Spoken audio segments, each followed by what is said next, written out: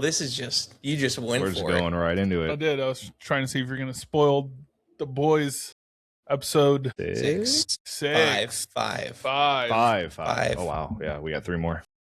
Yeah, no, I'll watch it after today's episode of the Hero Brew Podcast. Welcome back, everyone. My name is Max. I'm Cam. I'm Austin. Did you guys like that kind of intro? Like it was kind of smooth. You know, it was like fresh. What does Deadpool do? It's like Breaking the fourth wall. Breaking the fourth wall. I broke it. You broke the fifth wall. You broke those walls. And what I do, it's what I do. I break them walls. Break down the walls. Mr. Gorbachev.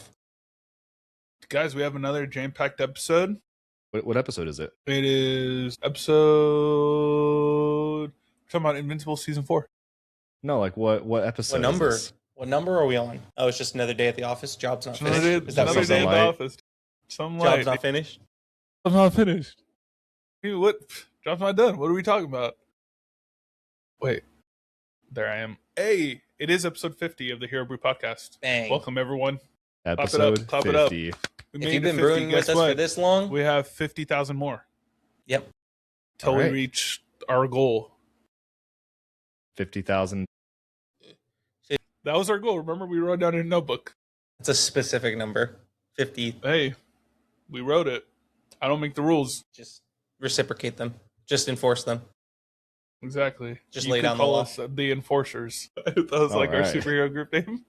All right. All right. On today's episode, we're going to be talking about the Invincible season 4.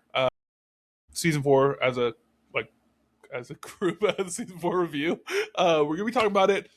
We gave it a week just to post until everyone's watched it all. We know some people like to wait till it's completely out. Mm-hmm. We did mention like a certain episode already just because it was like kind of all hype. Right. But now we get to give our overall scores. That's going to be fun. We also have some news updates that we got in the past couple days, which is pretty interesting. Pretty interesting. What the Pretty frick? interesting. I can't talk right now. Pretty interesting. You might need to take a sip of something, dude. Oh, actually, cool. Yeah. On today's episode, we're going to be brewing with some Liquid Death.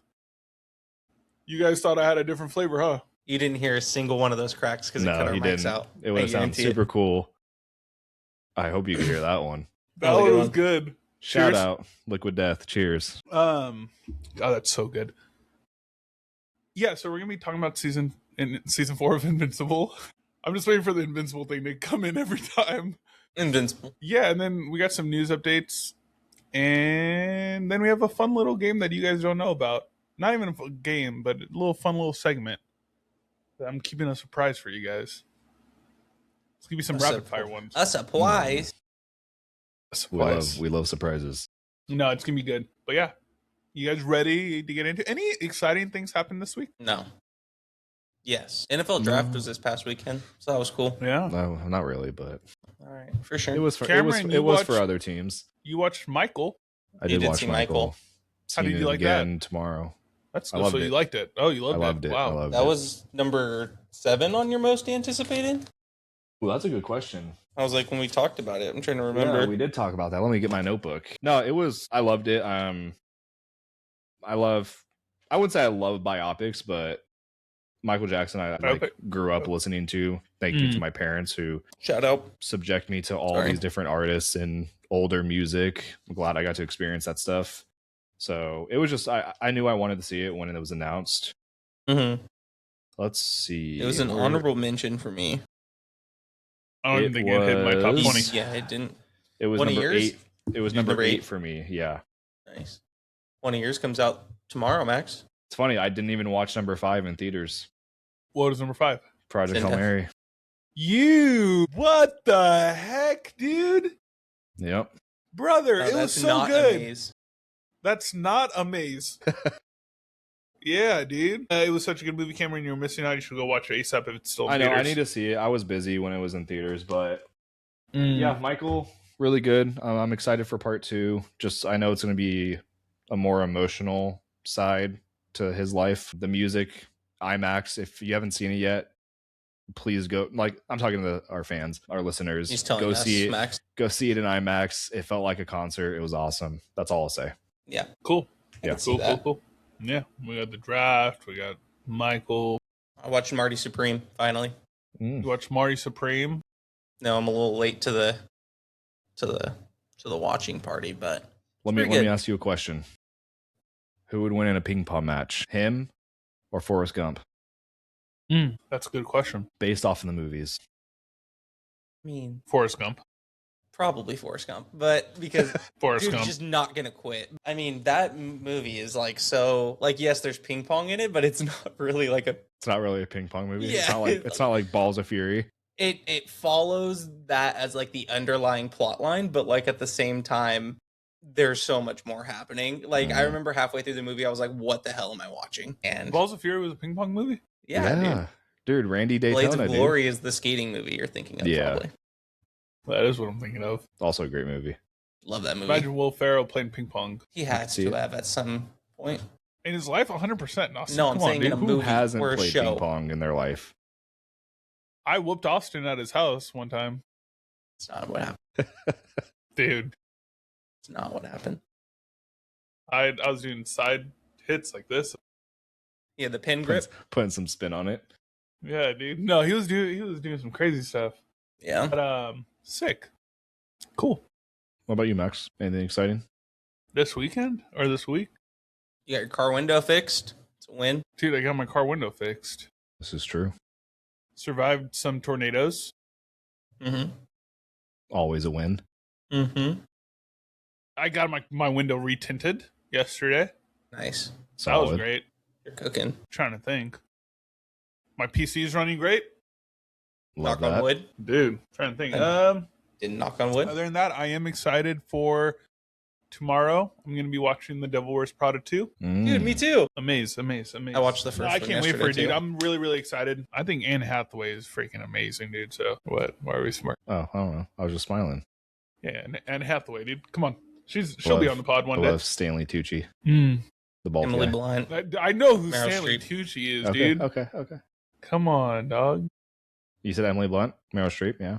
Mm-hmm. Great actors and actresses. Heck yeah, dude. Mhm. All right, let's get into this. Austin, go ahead, dude. Give me a rip through it. I think there's like Rip through it. one thing that I think we really should talk about a lot. I highlighted it for all of us too, for reference. Is it not bright enough for you? On my second monitors, the coloring's all weird, so I couldn't even tell it was highlighted.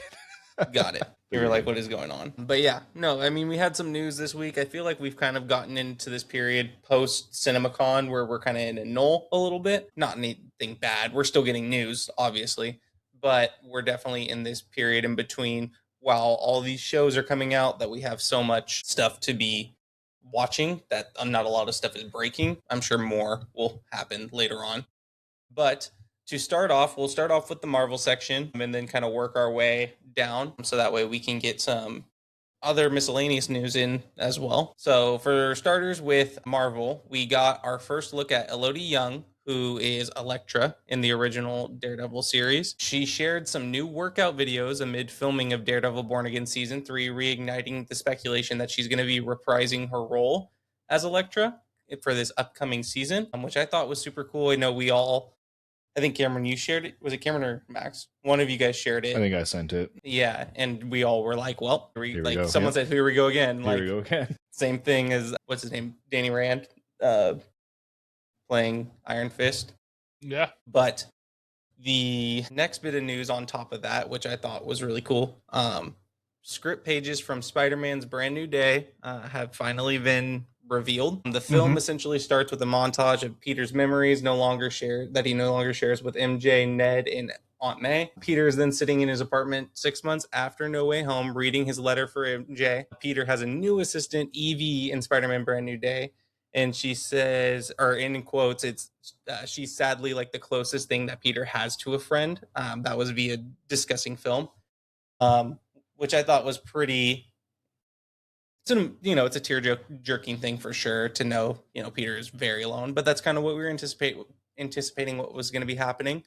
And then according to reports, this is where I really wanted to kind of loop this all in and have us talk about it for a minute. Spider-Man Brand New Day is reportedly taking place 9 months after the events of No Way Home. So I know we've had a ton of speculation of what we were trying to calculate the time frame, what it's looking like. I know, Max, you mentioned something before we started recording too that we should definitely go over about how Yeah, there we'll might go be over it. another, time jump. But yeah, what are your guys' thoughts seeing the script? I liked how they had all the little notes on it too, which was really cool. Well, it was cool because it was, I believe, if I'm not mistaken, it was Tom Holland and Zendaya's notes and stuff. Yeah. It was like the actors' notes From them, and like they revealed it to like Variety on all this stuff. But Right. I thought it was like a cool little strategy that Sony's doing. Yep. Marketing thing, yeah. Get people interested. Yeah, and so there's some cool notes in there. So yeah, we'll drop it down. Cameron, I'll send you the photos and stuff. But yeah, the notes were cool. You can see some hand scribbles and stuff. I'm like, what is this? I read it in detail. I was like, on my phone. Yeah, envisioning the scene. Yeah, exactly. But with the trailer. Yeah, most of the stuff, it seems like we got the stuff they talked about in the description and stuff was stuff we got in the trailer already for the most part. I know we're talking about the time jump. So yeah, it's supposedly takes place like 9 months after the events of No Way Home. But then I guess there's still going to be a time jump in the movie from what we've heard, because originally it was like, or people were just saying like, oh, there's going to be no time jump anymore, but it looks like there's still going to be a time jump after it. I mean, it makes sense. Like after the 9 months, which we originally said it was going to be 5 years. So this kind of puts it in the same territory where it's like 9 years and then 4 years later. Because it matches it matches the Thunderbolts timeline and stuff. So I think that's what's going to happen. I'm really, really excited about it. Honestly, if you want me to be real, like I got excited. I'm excited for this movie. They're about to start hyping it up big time now, you know? Definitely. So it's around the corner, dude. Yeah. So I'm 2 months away. really, really pumped. Well, a little over 2 months away. Yeah. I'm really excited. I mean, if we're thinking from a logical standpoint with the trailer that we saw too, they definitely were drinking alcohol. And I think No Way Home, they were just getting out of high school. Correct me if I'm wrong. Yeah, so there's gonna be. I mean, it was a house party. People drink. Yeah, no, I know, but like, I think there is a time jump for sure. Yeah, there's got to be. Well, also bit. Ned went to the store and bought a keg of beer. Yeah, so he's legally allowed to purchase. He's legally allowed, yeah. Or they're advertising fake IDs. Sony, what are we doing? Just kidding. But yeah, I mean, I definitely think that knowing that we are going to get a period of only 9 months after No Way Home is pretty cool. Definitely want to see like the short-term picture of what it kind of looked like for Peter in terms of like a montage. Just really honing in on who he is and embracing this new life that he's going to have to be living in is definitely going to be something that's, important. We need to know. There's so much that's been happening in New York too that I would like to see some connecting points, but who knows? We might not. Yeah, there was this cool little note that he had, or that they wrote down, when it was talking about how he webs and swings away and music starts to play, and then the montage starts. But then there was a note saying like, when he swings away, it's like, let's make sure the suit has wrinkles. And then there's another note connected to it, replying saying like, yes, exclamation point, exclamation point, exclamation point. Absolutely, yeah. New suit made by Peter, inspired by his encounter with Tobey's and Andrew's Spider-Man. Yep. Real fabric, seams, wrinkles. You're gonna get all of it. So I'm excited about it. There's also been some leaks about like he's gonna have multiple suits in the movie. Doesn't surprise me. Yeah, so that's pretty cool. Especially he's making his own thing. Telling you. There's already some hate. People are like, oh my god, he's getting like another AI thing. But I'm like, at least he's building it. He made it. Yeah, that's impressive, Yeah, I'm like, he was still a genius. Like, it's not like he wasn't, it's not like he was dumb. I mean, was capable of doing it. It's like a very common thing we're seeing right now, too. It's like, if you don't have it, then it'd be questionable. Like, I mean, Riri Williams created her own AI. Right. Obviously, Wakanda has their own AI. Like, it's just kind of a thing now. Yeah. And it's Peter Parker. He's a smart kid. He's a genius, bro. Yeah. Super smart. Yeah. Yeah.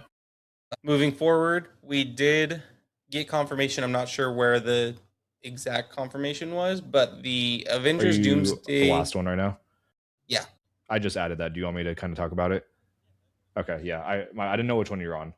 Yeah. So I just added this. So it was confirmed that, well, let's not say confirmed, but I don't think it's confirmed. There were some leaks that were let out months ago I don't know if you guys remember it. It was a lot of like, there was a paper with some photographs on it where you see like Chris Evans, Steve Rogers, where he's in like his normal clothes, long hair, beard, holding Mjolnir. There's one of Doctor Doom and some other characters. Obviously, we had no idea if it was real at the time, but as of late, a lot of those things are all getting like removed officially from like Disney, and everyone's like, I remember, I believe it was Daniel RPK who commented about saying, "Oh, so the leaks are true." Yeah, it's speculation, but a lot of people are confirming that how they looked in those photos are exactly how they looked in the trailer that was shown at CinemaCon. So that's why I added that little bit in there. Yeah. I mean, that's definitely something it's kind of crazy that leaks like that can happen for from so long ago. If it does have that, connection for sure. Yeah. Like it's just insane that we can get something leaked like that for such a huge project, so like, early on. After the movie comes out too, like we can look back at this time, be like, okay, so that was true. Those were true. And like, like how we done in the past. Yeah, right. I think what was confirmed from what people said were the tote bag images. Yep. Yep. I know that I believe New Rockstars went into it, where they said the tote images were basically what they look like in the trailer that they saw, that Eric Voss saw. Right. But we'll see what happens, dude. I'm like, gosh, we need that trailer, dude. I know. I wish it was coming out. Yeah, we were split. Well, there was maybe talks about this recent Sunday, but Marvel never does trailers on a Sunday. It's always they didn't even do it this week. They didn't even do it this week. Dude, I don't think it's coming. I really don't think we're getting it. It's not going to be till later. I don't think we're going to get that trailer. I think we'll get a different trailer. Yeah, and I think it'll be attached to something big with Disney. So, Mando. I think it will. I think we'll get it beforehand. I think it'll drop. I mean, they attached the teasers with Avatar. When's Toy Story 5 come out? Yeah, it's stupid strategy. I don't think that was a smart strategy at all, by the way. Do you guys think that was a smart strategy? I bet we get Doomsday trailer for when Mando and Grogu comes out. That wouldn't shock me. May I wouldn't shock. It better be attached to one of those. Yeah, because we need it. I think we're gonna get it before. I think it's gonna drop, and people are just gonna be like, "What the fuck?" Yeah. Because like those teasers that we got wasn't the best strategy. People ended up just waiting for them anyway after they came out online. Yeah. Which was surprising, but I mean, at the same time, it wasn't. Like we all said we were gonna go watch it multiple times, or at least every week. But it's I didn't even do that. I think I saw the first one, which was Cap, and then the second one was Thor. The first. Yeah, everyone saw the first one. And then I saw the Thor one in theater, and that was it. Yeah, I didn't. After that, I was like, okay, I'm not gonna do that. I think it was just a weird strategy, and it just especially because it's such a long movie it's attached to. And then they released it like the week after, or the weekend after, 4 days later, and I'm like, okay, I'm just gonna wait now. Right. Once we saw that they were going to do that, it was like, I'm not going back to the theater if they're just going to release it a few days later. They're just going to release it, yeah. So I do think that it comes out right before it's attached to a movie. Like I wouldn't be surprised if we get it on the Tuesday before or the Thursday of, like a big movie premiere. So they have to do it like how they did Infinity War. Infinity War trailer is one of their most highest views trailer ever. So that was released straight online. Yep. Everyone that's seen it remembers where they were when they watched it. They didn't attach it to a trailer originally, so I think that's just what you have to do. Yeah. Allow the world access to it immediately. Yeah. Yep. Yeah. I agree. I believe that was all the Marvel news we had to go over. We did get a little bit of miscellaneous news, and I like how you added this one, Cameron, because this is definitely something noteworthy. There's reportedly a Django Zorro crossover movie that's reportedly in the works. Unfortunately, Quentin Tarantino will not be directing the film, but he did, in fact, give his blessing to Sony to go ahead and develop the film. This is via Deadline, which I know you hear those two names and you're like, what? Like, where are we even? But it's definitely one of those things where it's like, this could be really cool as long as they do it right. And I, for one, love, Django Unchained. That's one of my favorite movies by Quentin Tarantino. I'm a huge Tarantino fan. Like, Kill Bill. You have Pulp Fiction, like everything, dude. Everything he puts out, it's just like there's something Glorious about it Bastards that you can enjoy. Was good. Exactly. Like the list goes on and on. Yeah. But Yeah, what are your guys' thoughts on that? We can chat about it real quick before we get into our main topic, but I thought it was pretty interesting that that's something that got announced over the last week.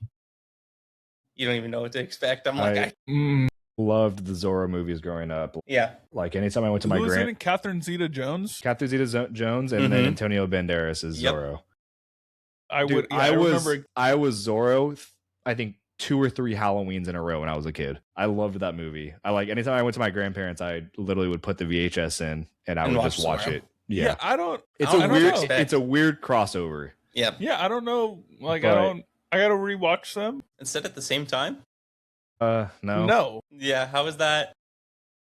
I'm so confused by it. I hope they like go more Sony's the a Django studio route than the Zorro route. Like I want it to be like gory and explicit. Sony is a studio. I don't know what they're thinking. They're reaching. It's pretty cool though.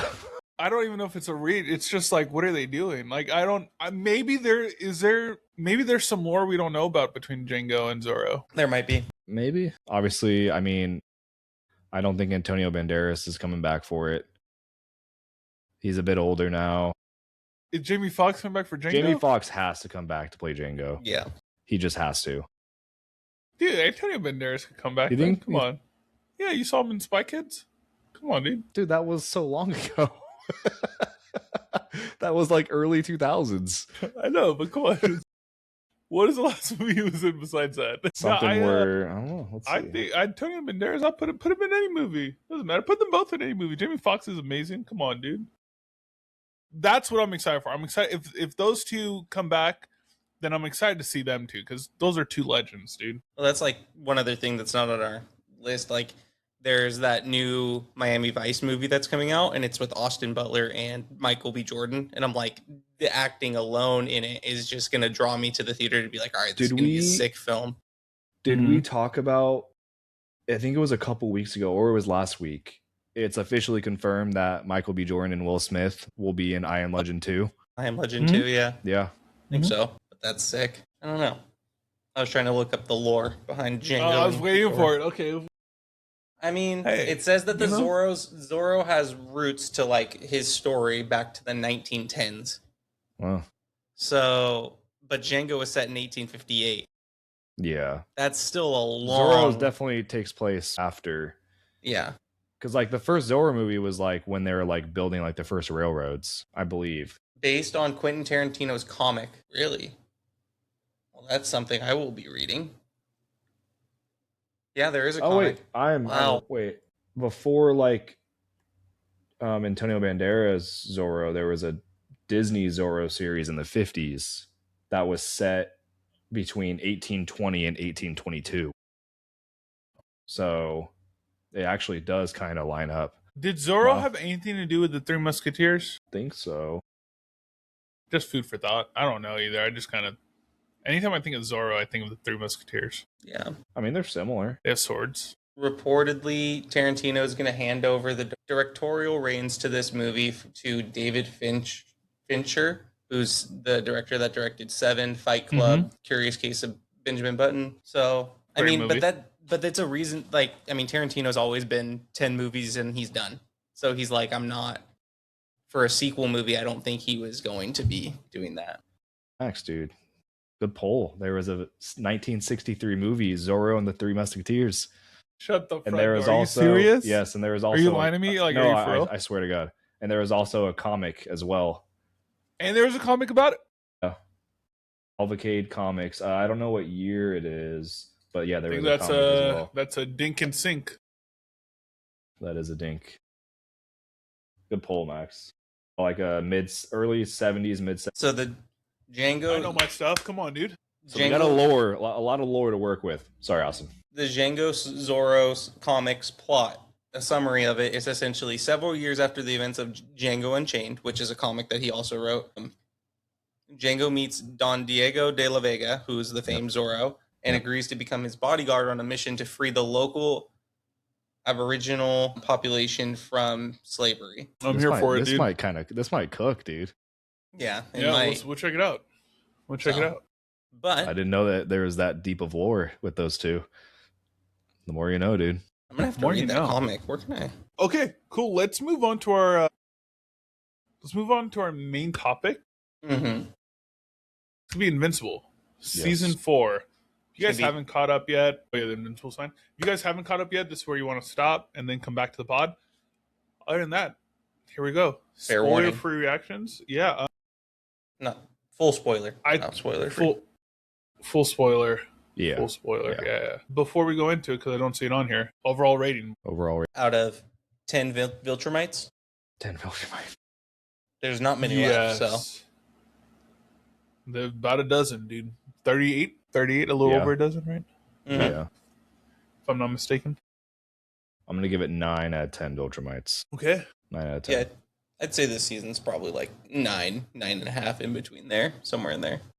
Okay. It's a good one. I think it was 8.5. I loved it. I think that one episode's holding it a little back for me. Which I thought that episode was pretty good. I liked the episode. I didn't hate it. I thought it was fucking great. I think it was the weakest episode in that season for sure. 100%.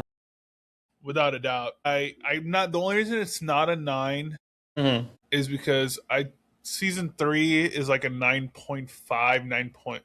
If I'm going to decimal, it's not like perfect, but Season it's like a 9.5. Yeah, a lot higher. Yeah, and then season 1 is like a 9. I like season 3 better than I like season 1. Season 2, probably like I just said 8.5 for this season. Probably like 8 for me. Mm-hmm. Yeah, they're all really, really close. They're not. Yeah. I don't think any of them's. But I just don't think any. I think season 3 was just the best season that we've had. Season 3 was phenomenal. Yeah, it was just peak. It was just dope. Sick to watch. I mean, the back half of this season though, just like skyrocketed the show for me. Or this season. Yeah. Yeah, I loved it. I thought this was badass. Yeah, I thought it was great. Definitely. Yeah, it's definitely one of the better seasons of the 4, I think. I mean, I'd probably put it as like the second one behind 3 in all, Definitely. Max, are you asking or you want me to ask? You go ahead. I have a question that's not on here that we could ask too, but you want to ask it right now? Yeah, sure. Well, this kind of goes into the first one. I mean, you could go ahead and answer. Go ahead. It's all you, big dog.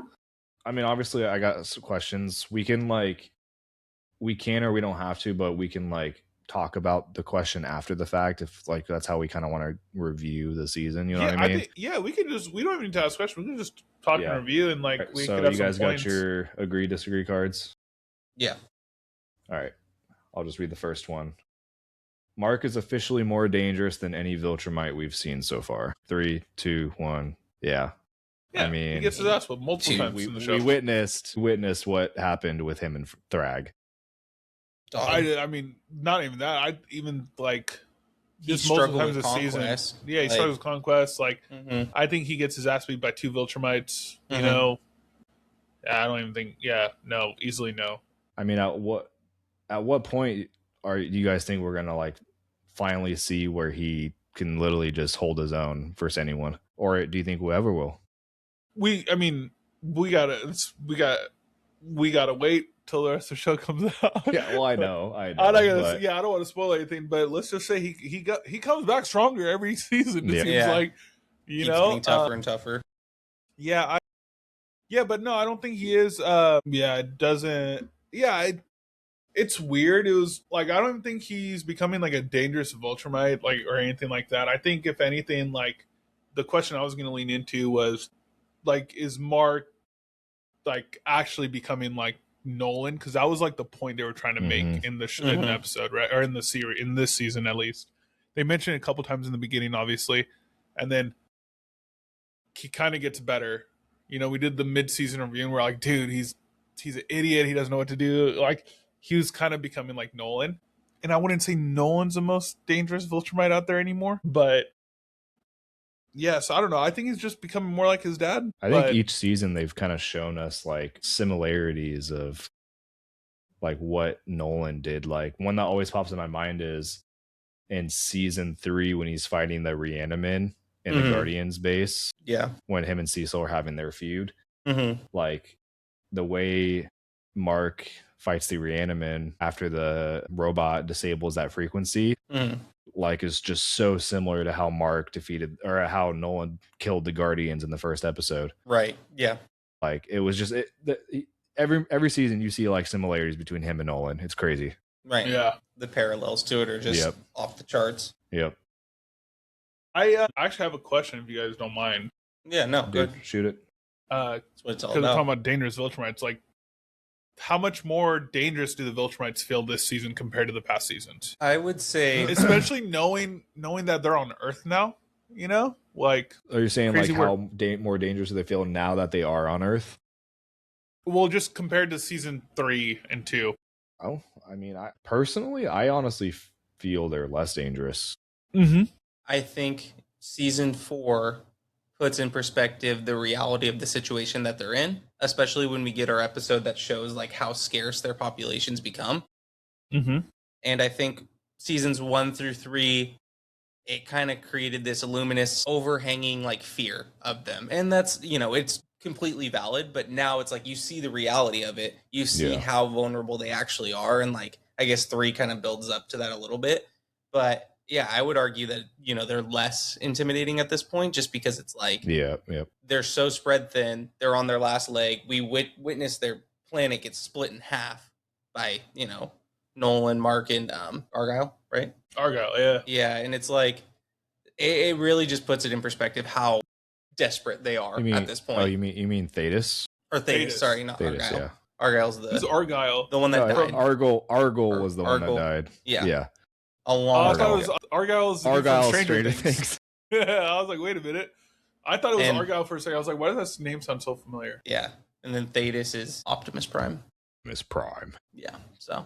Yeah, dude. Yeah, that's where my head's at with that. I mean, they ultimately give us a weaker vibe this season. Not weak, but I mean, we saw what like pure Viltrumite Nolan did. Yep. In that season 1 finale. Right. We saw what Conquest did when he first came to Earth. I mean, Anissa didn't really like kill a bunch of humans, but we saw what she did when she beat the Shadow Mark. Right.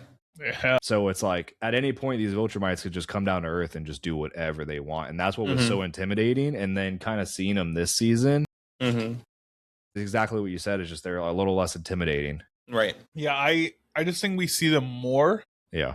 Yeah. And I think that has actual like a big reason why I don't think they're as dangerous. But knowing that they were kicking ass the whole fucking time, dude. Like, especially against like the new what is the new coalition? The Coalition of Planets. Yeah, like they when they surprise attacked them, I was like, oh, this is bad. Like I still think they're the most dangerous species out there, but I think the numbers are definitely helping out the coalition and stuff. Obviously, yeah.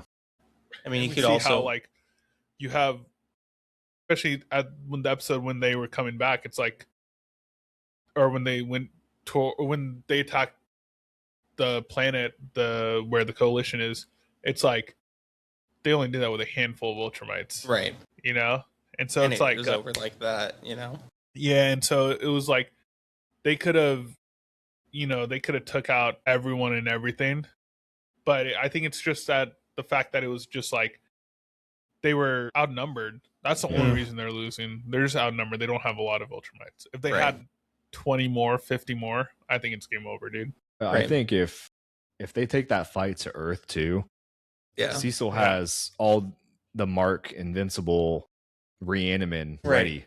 Right. He's got all the hero. Like I mean, I think it's different if they were to go to Earth. Yeah, I think regardless, I think they just get beat no matter what because of the numbers. Yeah. Like they just don't have the same amount of numbers to fight them, Yeah.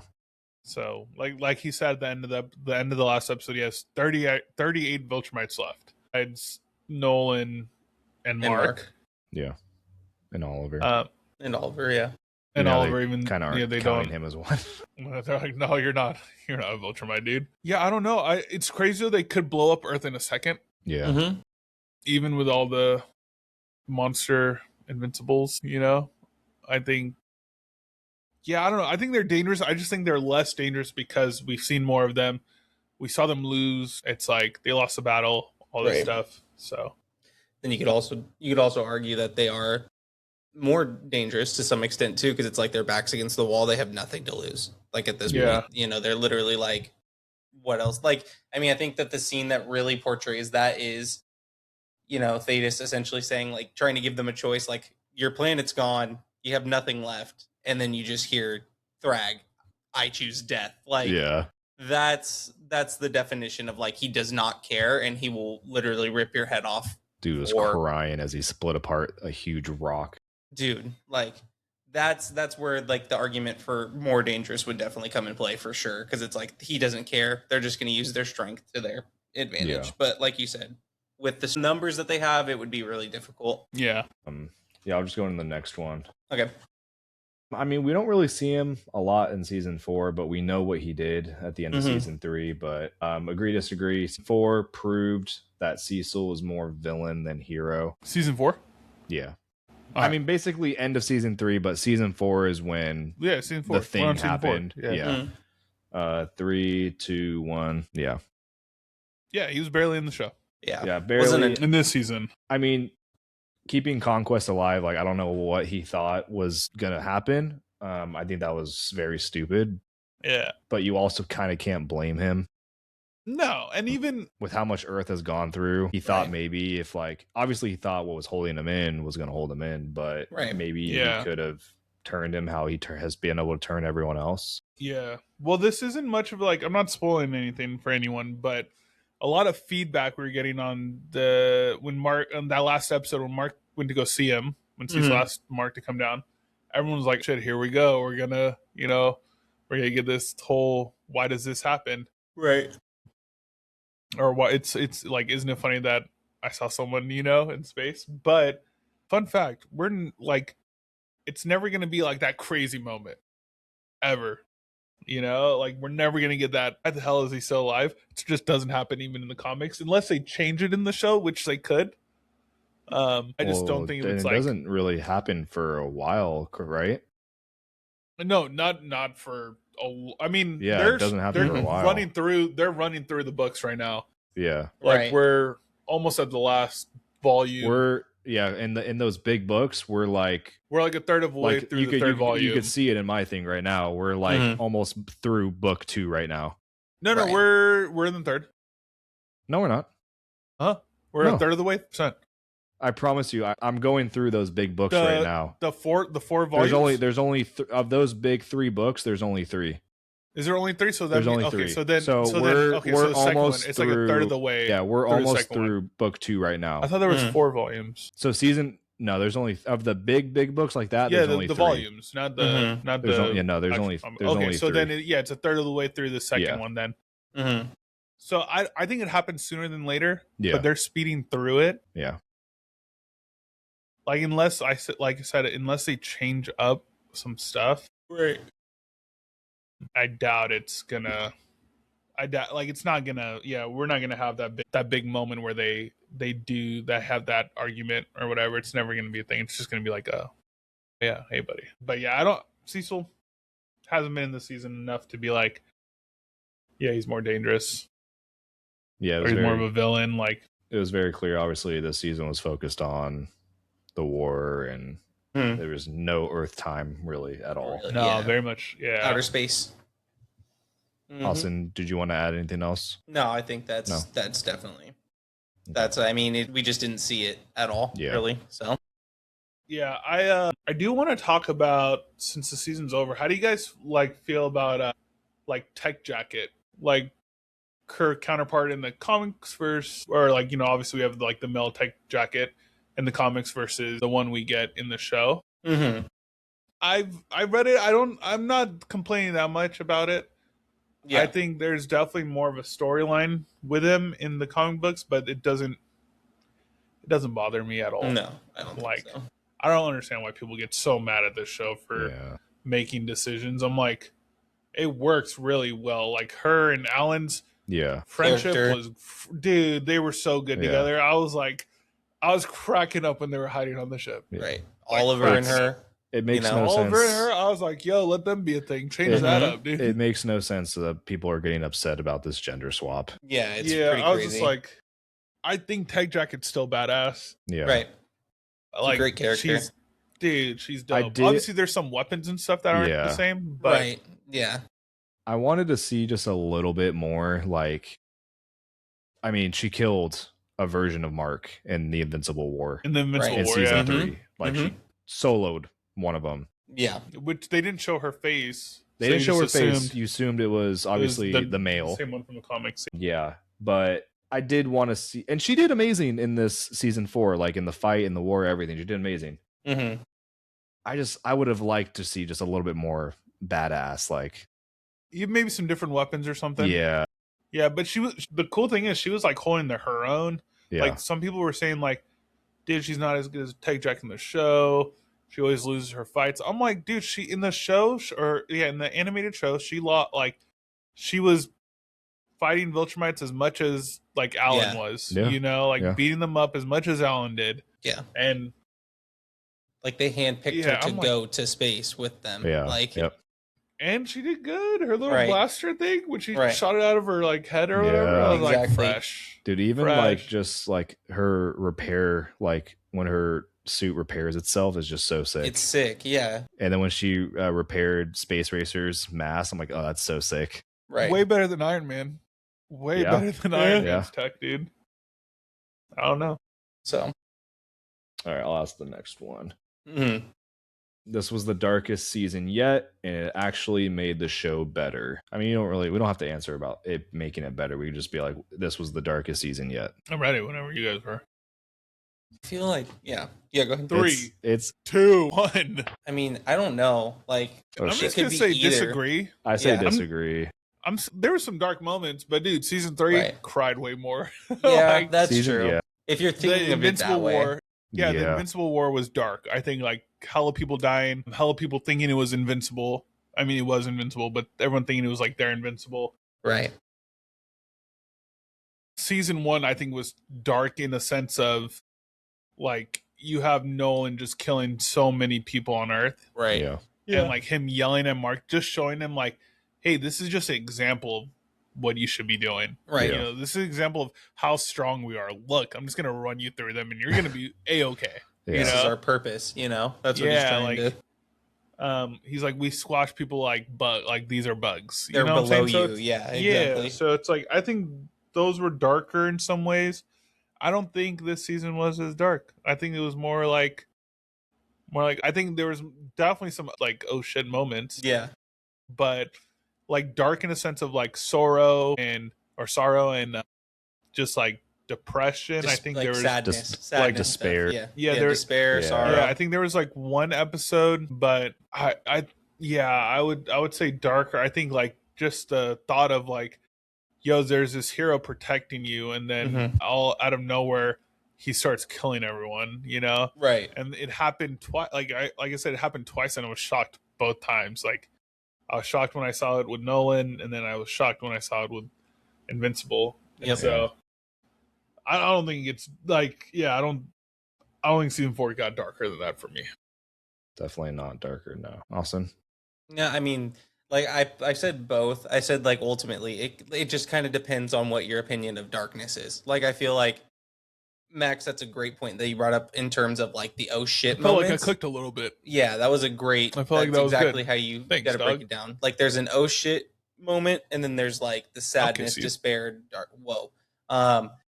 But ultimately, like if we're talking dark as in like, I mean, it's not gory, but like the stuff that's happening to these people, like in these fights on season 4, like that stuff's pretty dark. You see, Mark's intestines get ripped out. Like that's pretty insane. And like, that's dark. Or you see, was it Oliver when he gets his jaw just completely ripped off of his face? Like that stuff. I don't know if you'd consider that like a dark scene, but I feel like that has some play. Like you could argue that that's part of it. But other than that, I would probably lean towards disagree because like you said, there's more sad moments in season 3 for sure. The only argument I would have for season 4 being really dark is the whole Scourge virus scene. 100%. Yeah, that too. All of them die off, which like it was with the green lighting of like the planet and like the atmosphere, and just seeing a young Nolan kind of going through that. And then also when Thrag became in power, making all the Viltrumites basically kill each other, just like see, oh, like the strong survive, the weak die. Yep. That was very dark. Mm-hmm. Dude, Yeah, the little kids were killing each other, stomping, and killing each other. Yeah, I the only reason I didn't connect with it as much, I loved it all. I thought it was great. I thought it showed character development. It showed how crazy Thrag is. Yeah. Mm-hmm. Or how absolute he is, I guess. Yeah. Right. But the reason why I was just like kind of tripping out or like didn't really take it in as like, oh, this is super impactful is because it was like super rushed, right? Mhm. Yeah. We didn't have like a build up to a story. They never showed like any, I wouldn't say they never did, but it wasn't like we've obviously seen the past of Viltrum and the Viltrumite people, but it was never like I don't think there was not enough to care about because we already hated them at that point, right? Yeah. When we saw it, I was like, I don't care about these guys. Like, I hate them. I hope they all die. You know, like they tried to humanize the villain. Like, exactly. That's and like I get it that they were just explaining the Scourge virus. Like, totally understand it. But like, I just didn't care enough about it emotionally where I was like, oh man, this sucks. You know? Yeah. Like I said, I think that's why season 3 where the Invincible War is just like, dude, I'm like, it was so dark. Mm-hmm. As in, like, it was just like, holy crap. Like, it was just because it was just a hero that they all started to love, you know? Yeah. Mhm. Especially after the whole Omni-Man incident. And then it was just like, what the hell? We're going through that again? Yeah. You know?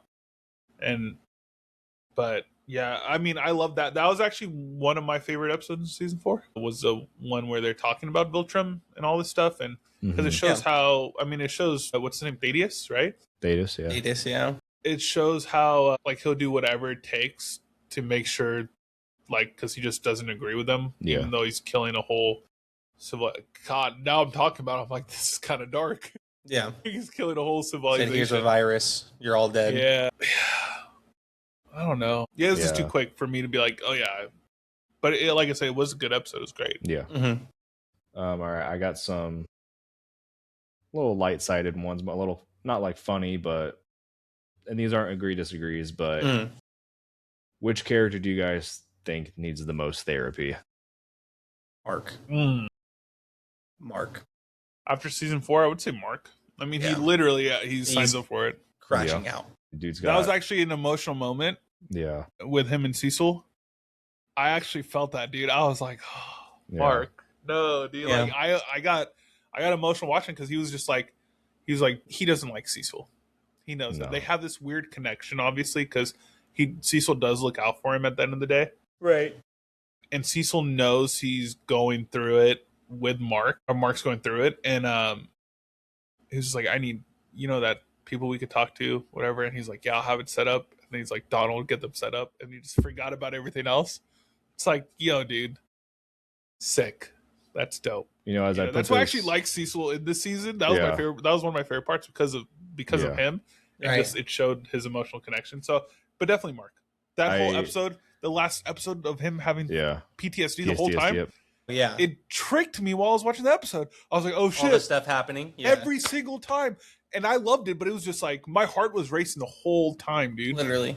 Well, it's the whole time. I didn't even like, as I wrote these, I'm like, I didn't mean to put this under the funny one, because when I was writing this down, like, I wasn't really thinking of that as that way, because I'm like, oh yeah, Mark and his PTSD. But what's crazy is in the comics, that whole sequence, it's when he's on the ship, he just couldn't stop thinking about what the Viltrumites might be doing on Earth. Yeah. And then they switched up a little bit to during the episode, he's just having crazy PTSD moments while he's there. Yeah. So yeah, it's just wild. Makes it way more real too, like in perspective of what he's actually dealing with on a day-to-day basis on Earth. Like, I mean, the shot of him talking to Thrag, and then like he's telling him to make his choice, decide, and the last thing he sees is Eve, and it's like that's what really swayed him to be like, I'm not gonna act, because there's too much. Like, he knows all the things that he's been seeing that are making him a great candidate to go to therapy. Like, he's deciding things in his life that are life or death, at this point because of it. I think Oliver needs some therapy. Yeah. Dude thinks he's hot shit, and he's not yet. Dude's in the back to tank. Dude's freaking... He's dope. He's chilling, dude. Yeah, I'm going to defeat this guy. Hey, he's a kid. He's a cocky little kid. Yeah, exactly. I guess you learn the hard way. He's a cocky praying mantis. All right. What's the worst possible superhero team you could build from this season's characters? The Coalition. Put like a few together. Like do like Alan, 3 or 4 that would not mesh well or like do well together.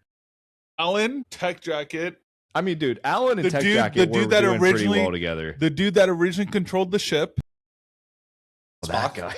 Yeah, the dude that originally controlled the ship. I would call it Nolan, Mark, and his brother. Dude, they have the worst. It's the worst team chemistry I've seen. There, you can't tell me. Oh yeah, they're good. I mean, they did throw their team together with like no. They do not mesh well together. They do, like Battle Beast only wanted Battle Beast. Come on, you throw Battle Beast in there. Yeah, Battle Beast just wanted blood. My answer is the Coalition. They just grabbed numbers, dude. It was just as many people as they could grab. Like I don't. They did destroy a planet. They had to because their plan failed. They're like, oh Nolan, Mark. Worst case scenario, let's just build let's just destroy this planet. Yeah, no, I think that's the worst team. Dude, can we talk about Space Racer though? Coming in clutch, bringing the Ragnars on leashes. That was dope. That was cool. That was sick. Good for him. Which I don't know how they're breathing in space, and obviously they don't fly, so they were just they could have done 50 versus Thrag. They would have lost. Like they would have lost. I mean, they did. It doesn't matter. Like that's the worst team imaginable right there. I don't see anything being worse than that. I really don't. Except for the Guardians of the Globe. Like other than that, I was gonna say the Guardians. I think were worse. At least they do more teamwork stuff.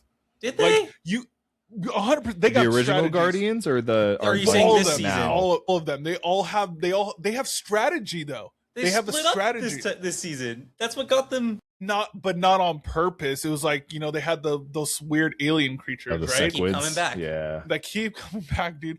But it's just like you have them, which was organized, right? You had Cecil saying, "Yo, okay, cool. What's his face? Rex doesn't listen to them. Okay, good for him." But at least they're organized. They know what to do. They said, "Hey, the old dude, whatever his name is," he was like, "Yo, you guys need to listen." They're like, "Yep, okay," like here we go. But like compared to them, no, dude, they couldn't. Oliver, he got his jaw ripped off. Why? Because he couldn't listen. Mark's taking this dude to a whole different planet. Dude, it's because Oliver was thinking about that lobster, dude. Come on. Mark's taking these guys to a whole different planet, dude. Wanted that lobster. That's all he was thinking about. What a scene. It didn't make sense. Like none of them. No, dude. That whole thing. They don't know. No, dude. They got ambushed. All hell went loose. Nothing happened right for them after that moment. Like. It was, you think it was going to be great. They all stood together like, hell yeah, Then they get ambushed, nothing. It's just bad news bears. And they lost. There. I mean, the Viltrumites surrendered technically. Well, no, he spared them. But they fled, and then only Mark and Nolan and Oliver. And Nolan technically won. Or not Nolan, sorry. Thrag technically won. He did, yeah. He could have killed Mark easily. He said no. But he had his little moment. He's like, I can't do it. We're too valuable. Facts. He's like, Mark is a proof that Viltrumites and he didn't want to kill Mark or Nolan. I'm like, he don't like Nolan either. Mm-hmm. Did you guys see the argument on Twitter? All the Oliver defenders that are like, damn, Thrag really like caught Oliver's punch, but he let Mark just punch him square in the face and it did nothing. And everyone's like, yeah, Oliver's punch would have for sure done something. No, it wouldn't. No. All right. Which character would 100% get canceled in real life, in our life right now? Anyone besides Mark, honestly, at this point. Yeah. Like, Mark's just smart enough not to say anything, but Cecil would have got canceled already. I'm like trying to put it people. Realistic into our life right now. In real life? Everyone. You have, what's his face? Alan wouldn't. Alan would. You think he would get canceled? 100%. He would say stuff, he'd be like, I'm not gonna say anything, but he would say stuff that would be like instantly get him canceled. Are you serious? He says stuff down there. I'm like, yo. Yeah, but does Seth? He's like, you guys do that get here? Canceled. Two very different characters. Seth Rogen has a filter. Hard to believe, but he has a filter, dude. But then, like, everyone else will get canceled. Everyone, dude. Everyone else. Maybe not Mark any. Anissa's getting He canceled. would probably get canceled for some of the stuff she did. For some of the stuff she did, dude. Like, I think everyone did. There's that show. They're not good people. Well, here's the. Then you have Oliver trying to hook up with a lobster. No way. Yeah, Everyone's canceled. Yeah, that's worse than the Deep. It had blue speckles though. Come on. So I know, but it'll be exactly what we're watching in The Boys when we watched his face. The Deep. When we watched The Deep, he got canceled. He got sent to the church camp and everything. Like, no, dude. Yeah, the Church of the Collective. Yeah, bro. There's no. They would all get canceled, dude. The Viltrumites, 100%. They're just. Yeah. Well, which Viltrumite is getting canceled the most? Well, I think Anissa is getting canceled. Nah, people will care about her too much. Not yet. They would swoon over her. Craig. No, Craig? Craig. Oh, General Craig. Craig. Yeah, General Craig. Craig. Oh, yeah, I get you now. I thought he you said meant like he wouldn't. That's a dog. Are you serious? Grand Regent, have you tried cigarettes? He wouldn't. His Marlboro Reds. He got his Harley. Chilling. He was on his bike. He was like, "Yep." He's like, he would get canceled. He would get canceled. He's like, "This Earth life right here. Let me tell you, I like it." He would do some shit that he doesn't realize is not a social norm here on Earth, and he would get canceled. Lucan is apparently Steve Harvey in Family Feud, so those are so funny. I saw that, dude. Invincible's Twitter even put it so that is that canon then technically? Yeah, I don't know who. What's his face? Who's the dude that Mark fought? I don't know why I'm having brain for it. Conquest. Yeah, Conquest will get canceled. Everyone would. Yeah. But especially Conquest. Yeah. Thrag wouldn't. Dude Thrag's would just that be dog, like, dude. like, oh, I wonder what your heart tastes like. Thrag wouldn't. Do you see Thrag's haircut? It's so fresh. He wouldn't get canceled. Dude's got the buzz cut. He would not get canceled, dude. Especially in future seasons, he's not gonna get canceled, dude. Dude's probably just chilling at the gym with his bros. Dog, you know he has a Camaro. That was weird, Cameron, because I was just about to say, Thrag on Earth would be just working out, going about his business, doing his thing. Yeah, dude, he would be. Thrag would probably be an influencer. Just working out. He'd probably be friends with Bradley Martin.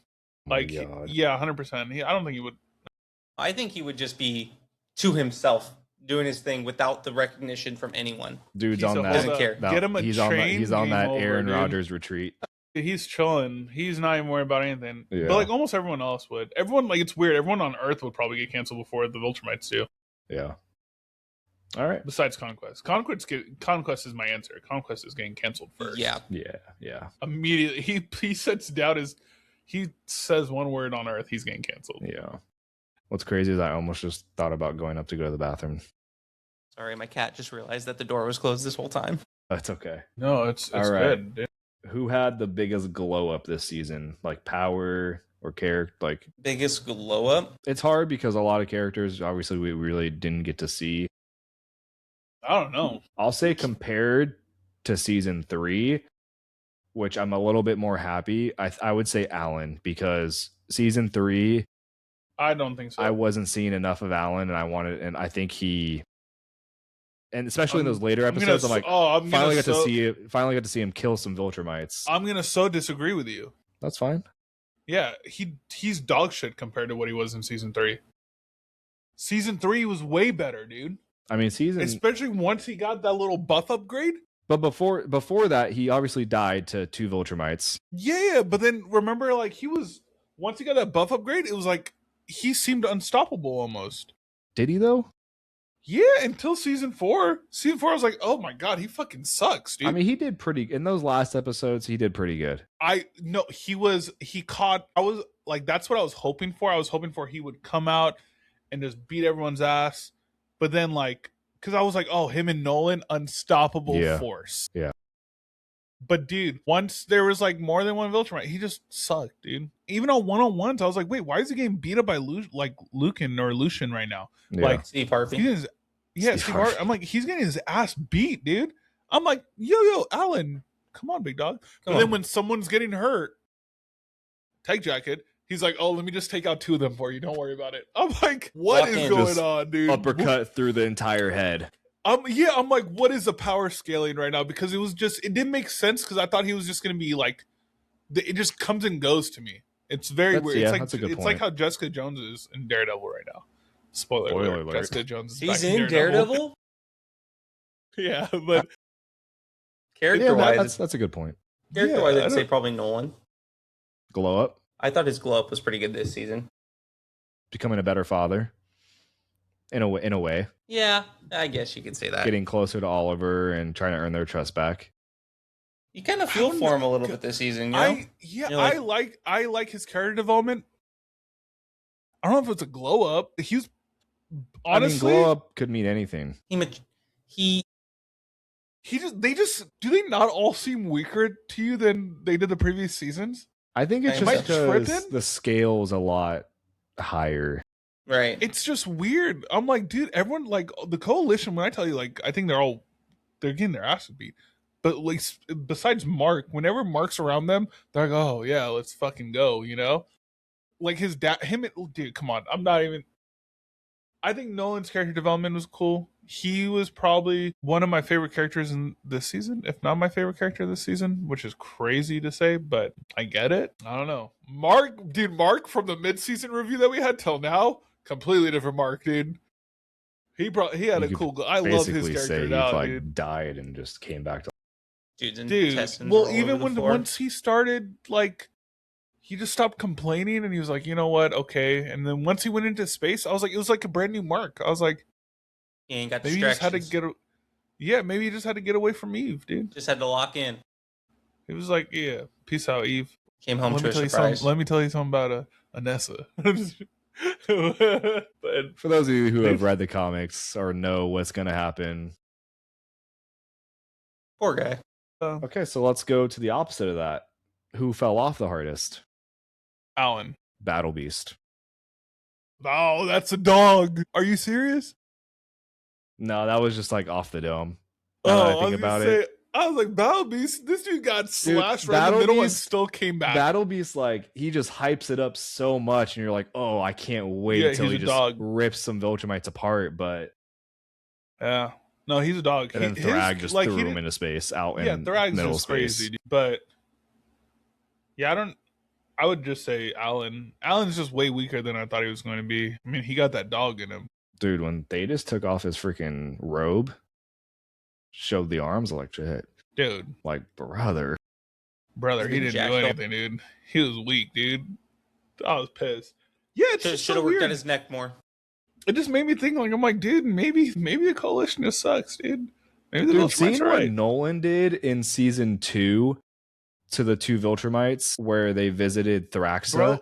Mm-hmm. Yeah. And Nolan literally killed one of them. I don't know, wait, did he kill her? Or, like, he, like, threw her, flew in front, and then caught her with his elbow and arm and, like, broke her entire jaw. Dude, yeah, they get their ass beat, and I don't know why. Like, I don't know why in season 4 they get their asses beat so many times. Also, you know what I really don't understand? It was made a point that the only way that they're communicating in space is because Alan has the technology, and he's able to communicate with everyone, but people can't communicate with each other. Like, lately, the last couple seasons, it's been the opposite. Like, everyone could just communicate with each other in space, which is crazy because there is a scene, I think in season 3 or 2, I can't remember, where Mark and Alan are in space. Immortal flies up there to fight Alan, and Mark has to, like, break it up, and Mark's basically, they, like, only Mark and Alan could talk to each other. He's like, wait, Alan, you can hear me? Yeah, right? Yeah. So it's like the way, it's just super weird because I'm like, they really didn't explain like how they're all just able to hear each other talk and talk with each other. Yeah, I didn't know why they were able to talk to each other. Yeah. Like, the Viltrumites were able to talk to them. I didn't get that part. Yeah. I thought it was just like an Alan thing. I thought it was only an Alan thing, yeah. But maybe I'm wrong. I don't know. Must have been those protein tubes and white sauce. Something, dude. Probably gas. Over the chips Alan were eating. Or the bugs. Oh, the bugs. I can't. The bugs. Apparently they're good. Not bad. According to Tech Jacket, yeah, not bad. Not bad. It's not human, right? It's not human. They're a different species. Technically not human, yeah. Yeah, technically they're a different species. Yeah. This is kind of the same, but most overrated, underrated character of the season. Yeah, it's the same. Same? Okay. We won't do it then. Yeah, I'm like, my answer is the same. I don't have a...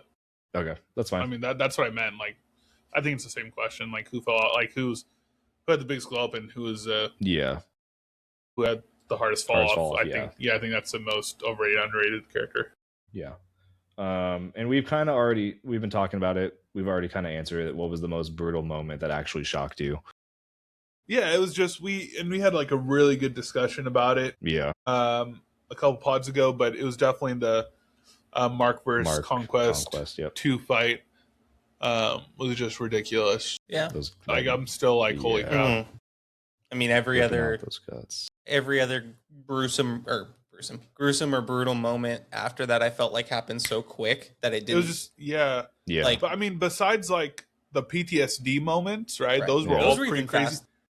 Yeah, they were super fast. I think Austin, you mentioned one to me. You were like, you were saying the one about like Debbie's mom or Debbie. Yeah. And I was like, damn, that wasn't crazy because that was the first one they showed, and it was crazy. I thought it was. I was real. like, holy shit. Yeah, dude, I thought it was real.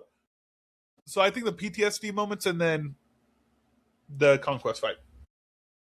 Yeah, those were the two. Those were my most brutal moments of the show. Yeah. As someone that didn't know what was going to happen after they destroyed the planet, and it was the scene with Thrag and Thetis. Yeah. That part kind of threw me off at first, because when he just flew so quickly and just ripped his head off that fast, I was like, okay, wow, that's not good. Yeah, it was brutal. That was brutal. That was brutal. Yeah, it was as brutal as those kids fighting. That was pretty bad. Dude. Pretty brutal, dude. It was cool. I love this season. Can't wait for more.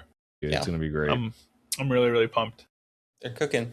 They are cooking. But yeah, so we kind of don't have time for the last thing, but yeah, we'll catch you guys on next week's episode. Yep.